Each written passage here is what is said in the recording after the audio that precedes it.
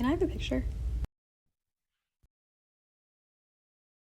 So, what is a con? No, not a convict. A convention. A convention is a large group of people with a shared interest who come to a place to talk about that shared work or interests.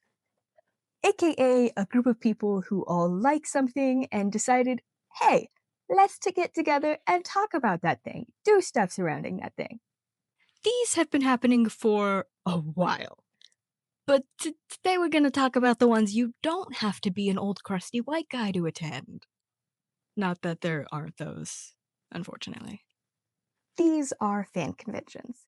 They became popular around the 1970s, thanks to the popularity of Star Trek, the resurgence of superhero comics, and the more widespread usage and popularity of computerized communication.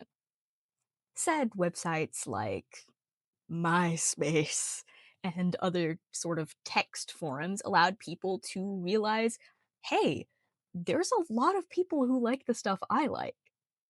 Problem is, they're on the other side of the country. So they realized they needed a place to meet up. And well, they weren't picky about this, to say the least. They kind of held conventions anywhere and everywhere. Cons were hosted in all kinds of places: hotels, schools, convention centers, obviously, parks. Hell, if they could get their hands on any building, they would put a con there. And these were pretty profitable because thanks to the internet, people realized my weird interests are actually everyone's weird interests. So that's how cons were born, but there's also a whole bunch of different types of cons.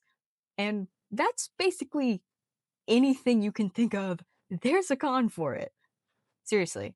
There's conventions for video games, books, movies, television series, and like hyper specific things like anime and manga, like Pokemon, Star Trek, mini Star Trek. There's just everything. Cons will usually run somewhere between 1 and 5 days, usually happening around the same time and even in the same place each year.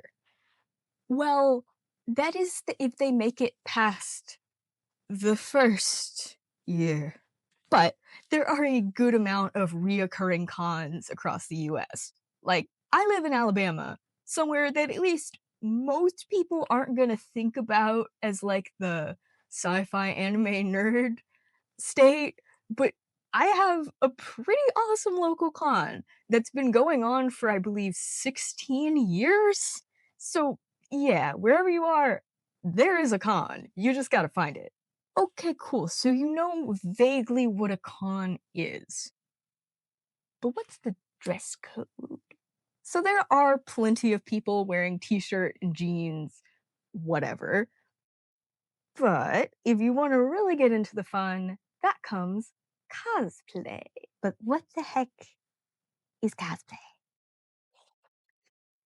Cosplay or costume play refers to an activity where people will wear costumes and fashion accessories to represent a specific character, sometimes even acting as this character. And you can cosplay as whatever you want. There is not, like, you can show up to a Star Trek convention in a My Little Pony cosplay. They will not care. If they do care, they're the problem. But seriously, anything: anime, TV shows, video games, podcasts, books, whatever you want, you can cosplay it. There's also original characters if you can't think of one you specifically want to cosplay. The furry subculture makes up a big part of the original characters you're going to see at cons, but they're not the only original characters. You'll often see people as themselves, but what they imagine themselves to be in their favorite book, TV show, whatever. Short PSA. Listen, I allow myself one tangent per video, and this is my tangent. Some of y'all shivered when I said the word furry and thought I would not notice. I noticed. A furry, by definition, is an enthusiast for animal characters with human characteristics, in particular, a person who dresses up in a costume as such character or uses one as an avatar online. It's basically just animal cosplay. Nothing else. And people put an insane amount of time and money into this hobby. Like, these are some ridiculously talented people. If you've ever tried to sew anything, know that these are completely hand-sewn. Like, that's so cool. These are seriously some of the most kind and generous people I've had the pleasure of interacting with. Am I biased? Maybe. Seriously, this subculture has existed since the 1970s, guys. Come on, get over it. This ain't a Gen Z thing. Anyway, tangent over. A big part of the fun of cosplay is that you can do it from anything and with anything. You do not have to look like the character. I'm saying this loudly because it is very important to me that you know your cosplay does not need to be perfect. The point is to have fun and get to meet these other people that share the same interests as you. It's like having pins on a backpack. It gives people an idea of who you are and what you like, and makes it easier to make friends and connect with others. It doesn't need to be perfect. It's really fun to see everyone's different versions of a character. Like, I've had this moment dressed as a character and meeting all the other versions of this character. Like, it's like the Spider-Man meme, seeing yourself. But it's so fun because everyone brings something different to it. And that's what makes it amazing and special. But you don't know how to sew. And fabric isn't exactly cheap. So what do you do? Well, that's pretty simple. Closet cosplay. But what is closet cosplay? Closet cosplay is doing a cosplay of a character, but using what you have in your closet. A la closet cosplay. This is a great way to do it for your first time, especially if you don't have the time, resources, or materials to go all out. But here's some tips. Don't just look at something for what it is, but what it could be. Cut that shirt, dye those pants. It has sleeves, you don't want the sleeves, cut them off. Duct tape and poster board, paper, they can make some awesome things just with what seems like super simple materials. You don't need to get any fancy EVA foam. Also, if you're really enjoying this, I highly recommend investing in a glue gun. Just don't use the glue gun on plastic or foam. It melts. Please, I learned this lesson so you don't have to. Like, Jeff Bezos can lick a convention floor, but sometimes it's just cheaper and overall better for your mental health to order it. Okay, I know I said only one tangent, but I swear this is important. I want to talk about gender expression in cosplay. In cosplay, you can be anyone and anything, and that can include another gender. Cosplay for many has been a way to explore self-expression in a way that won't get them judged or harassed. Conventions are typically pretty queer-dominated spaces, and always have been. So they're relatively safe. Cons give you an opportunity to try on a new identity. No one there is gonna know your name. Like, maybe you'll see one person you know, but it's likely you won't. So they don't know your name. They don't know your pronouns, your gender. You can be whatever you want to be. You're likely never going to see these people again unless you really want to. So it doesn't hurt to try on a new name or gender. And if you can't think of a specific character that resonates with you, there's always original characters. Slightly more personal stuff here, I guess, but I'm non-binary, And even though I have incredibly liberal, accepting parents, it took me a really long time to come to terms with that. So, when I was 13, I made Zero, my own little original character that represented kind of what I wanted to be and how I wanted to be perceived. And now, all these years later, I have a full cosplay of Zero, and it's one of my favorites to do. These characters can really stick with you and help you find yourself in a lot of ways. Point is, have fun. Don't overly stress about anything. Just do what feels right to you. Alright, we've got the cosplay thing down, but what else do we do with these mystical gatherings? Turns out we're not completely leaving the cosplay realm yet. One, there are often cosplay contests. These are super fun, and for people who do fully make their cosplays, these are a way to show off your craftsmanship and creativity. There's also what is called exhibition cosplay contests. These are more like a way to act and show off your flair. And these are usually for people who didn't necessarily make their costumes from scratch, me included. Now, another big thing you're gonna see are panels. There are panels on pretty much anything and everything. There are panels on learning how to sew, on a certain book or TV show, on a type of a subgenre, just kind of anything. There are also official panels. These are panels where you can talk to the casts of shows, the authors of books, and all kinds of artists and designers of all your favorite stuff. You can even get previews the rest of the public won't see. Ooh. These are always super inspiring, and they usually even have a time on the end where you can talk to and ask questions to these awesome people that you normally wouldn't get a chance to meet. Depending on the size of the con, there will also often be autograph signings. These can sometimes be a little expensive because of resellers on eBay, but also some people will give their autographs for free. I actually have one back there of a YouTuber I like.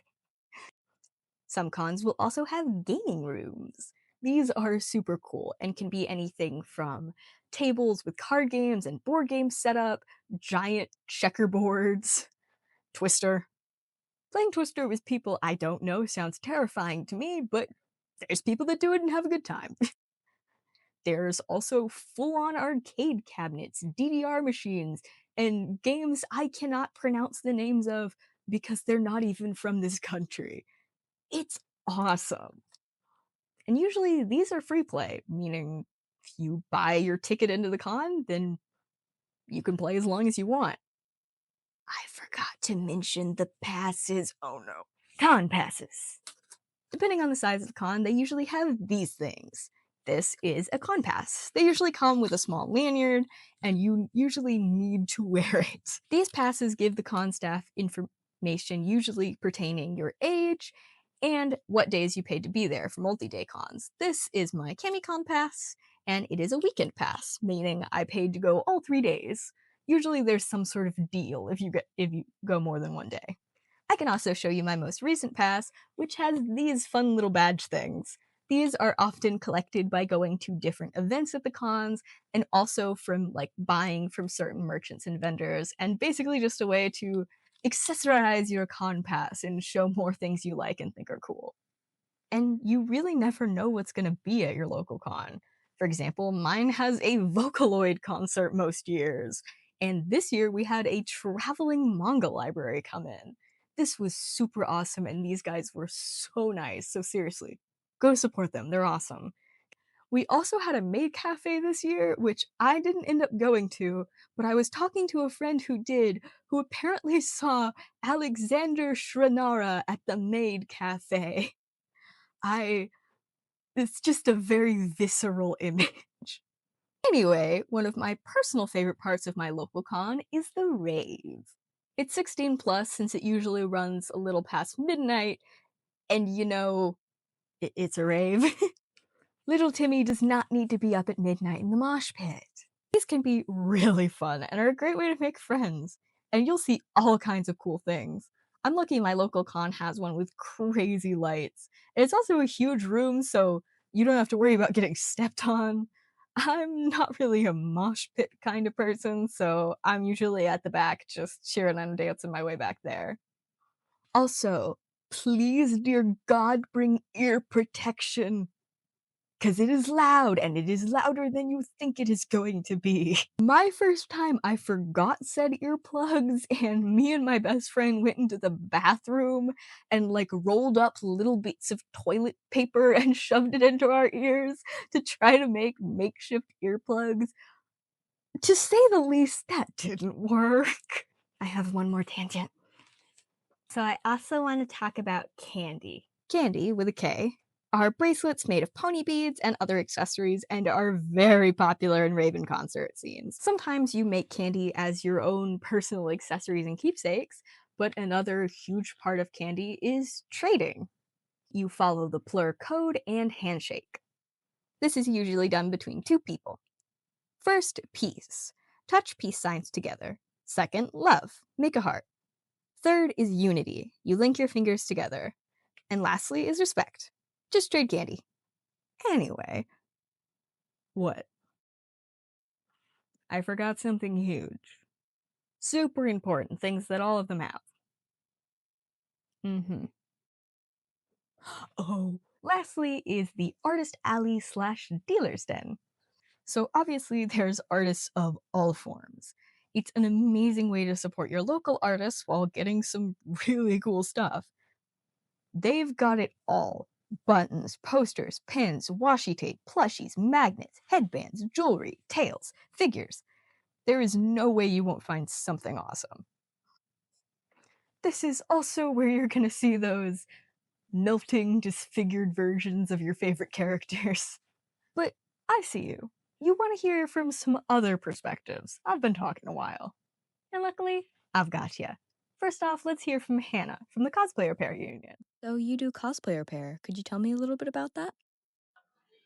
Sure. I'll try not to ramble. It's real easy to, but so obviously I don't know like where cosplay repair started or whatever. I'm sure it's been around for ages, but I personally am part of a group that started about 7 years ago at Dragon Con in Atlanta. And it's just people who really like, they're either cosplayers themselves or they really like crafting and helping people and having a unique way to interact with and help the community. And so there's basically whoever is interested in doing that and does it is just it's just their own way of basically volunteering with a convention without being an official volunteer. Is whatever materials you already have in your crafting space at home, or you go out and you build yourself a kit of supplies like I have here, um, to then be able to either find a place to camp out at the convention or wander around the convention, and people who see whatever sign, flag, or whatever that you have that says that you do cosplay repair can find you and um okay, whatever. And get ask you for like, hey, do you have like a safety pin? I really need a safety pin, or this broke, is there any way that you can fix it, or whatever. It's a great way to break the ice and meet new people, and then also like bring a little extra joy to someone's convention experience. And like, no matter how like nervous or panicked or whatever emotion they might be feeling, it's like it's gonna be okay. Like, we're all friends here. We're gonna get you all fixed up, and you're gonna be on your way to having fun. What got you going to cons? Always being a massive nerd. um, honestly, just everything about conventions is like my entire like brings me so much joy. I really like the community, and my sister really wanted to come to the first one, so I came with her, and I just fell in love with it ever since. Secondly, let's talk to a seriously experienced congoer. This is Trisha. and she's been attending cons for 12 years. So, just generally, what got you into cons? I actually joined an anime club in middle school, and they said that CamiCon was going on that next weekend, and that it was the cheapest con around at the time. At the time, the Sunday ticket was only $15. Nice. So my dad decided to take me, and we enjoyed it so much we decided to go all 3 days next year. That's awesome. And how many years have you been going to cons? I am going 12 years and running. That is so cool. Do you have any like favorite memories from cons over the years? That is a hard one. I think my most favorite memories are actually made on this bridge. I love meeting new friends and just getting to know them and playing games and just messing around. Sometimes I make lifelong friends and sometimes it's just for the weekend, but it's still amazing. That's really cool. Cons just allow this like mini community that is just so cool and so supportive. I know. Cons really are the most supportive place I have ever been. For your first con, I say try to start small. Find one that is cheap, maybe somewhat close to you, and try out one day. See if you like it. Because there's no use spending a lot of money if you realize as soon as you get there, it's not for you. Would you like to talk a little bit about your pin jacket? Oh, this is actually 2.0. I ran out of room on the other one. That's dedication. I have been collecting for 12 years, and the majority of them I've actually gotten from different years at this con. That's so cool.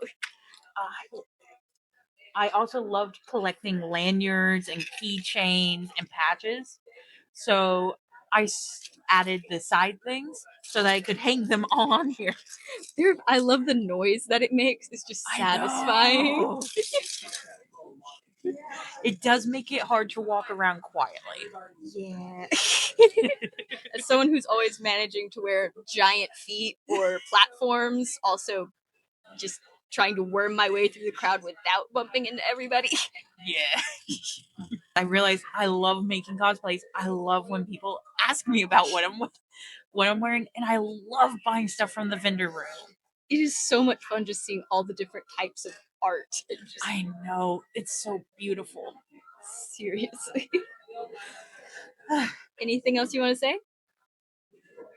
If you go to a con, be respectful, stay hydrated, stay fueled, Perfect. and stay safe. Yes. All right. Thank you so much. Thank you. I'd also like to include Sarah, who was sweet enough to be my first interview, which went... well, let's just say she wasn't the problem. Not just Halloween costumes. How many cons have you been to? This is going to be my third, That's awesome. anime convention. Oh, cool. A couple others, so maybe. I guess. Very cool. What makes you keep coming back to cons? Sociability. I like being able to meet a bunch of new people. I like being able to see all the different creativity with cosplays and stuff, and then the creativity with people's like panels and stuff like that. It's just a really nice community. What would you tell someone coming to their first con? Drink water. I should take my own advice. She says that jokingly, but genuinely, like, it's so easy to get so excited about the convention and all of the things that you can see and do and people to meet, and then forget to take care of yourself. Make sure you bring water and bring snacks. Yes. And good shoes to walk in, because my first con, I made the mistake of wearing heels and wearing that for the entire day. My first con, I wore platforms. Oh my god. It was a mistake. You know, utilize the maps, utilize being able to, like, most people will be happy to answer questions if you need to, like, know where something is, or have fun. You know, don't take it too seriously. It's your first one. You're probably not going to get to everything. Don't be afraid to bring deodorant. And don't be afraid to tell someone they need deodorant. Okay, so why talk about all this stuff? Well, we're in scary times, and it's looking like it's gonna be kinda scary for a while. But we'll survive them. You will survive them. But you're not alone. Not if you don't want to be. Go try the thing. Have fun. Don't care if it's silly or might not go perfect the first time or whatever. Go meet new people, make new friends, spend time with old ones. It's okay if it's just a text.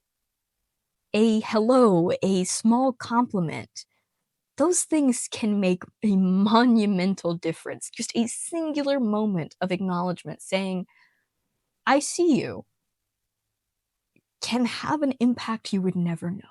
I know you might be thinking later, saying, when I'm ready, when it's a good time.